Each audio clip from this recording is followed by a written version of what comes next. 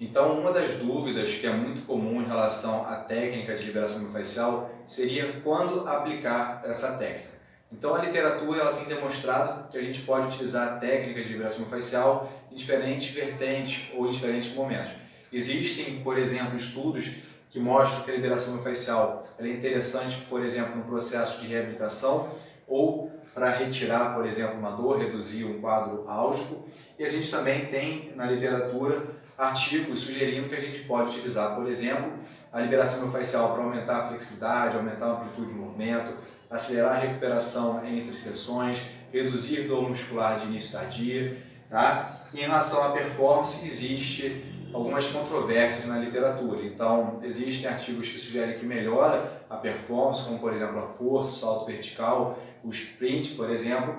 Existem outros artigos que dizem que a liberação miofascial ela não é tão interessante na melhora da performance, principalmente aspectos neuromusculares.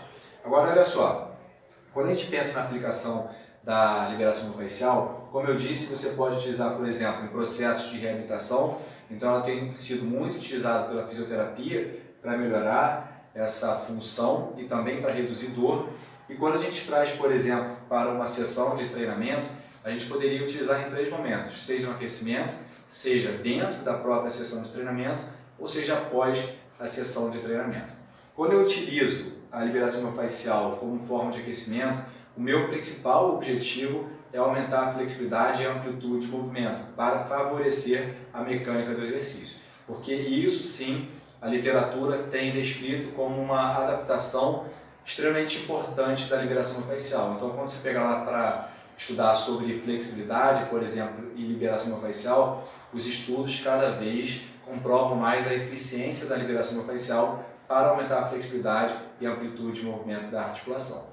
Então, o meu intuito no aquecimento, por exemplo, é utilizar a liberação miofascial para melhorar a mecânica do exercício.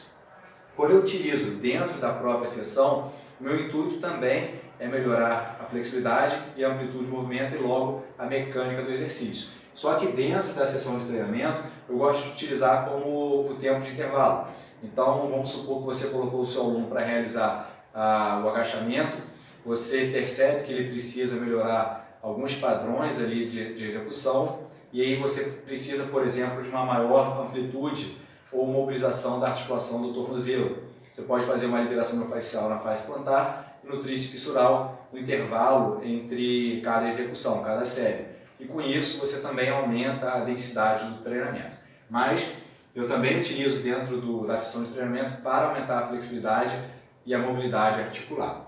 E após a sessão de treinamento, você pode utilizar como objetivo de bem-estar e recuperação. Ou seja, após a parte principal, você pode realizar a liberação miofascial para acelerar a recuperação e também para dar um bem-estar para o seu praticante. Tá? Então, como eu disse, a gente pode ir desde um momento de dor ou um momento de reabilitação até também pensar no momento, por exemplo, de performance.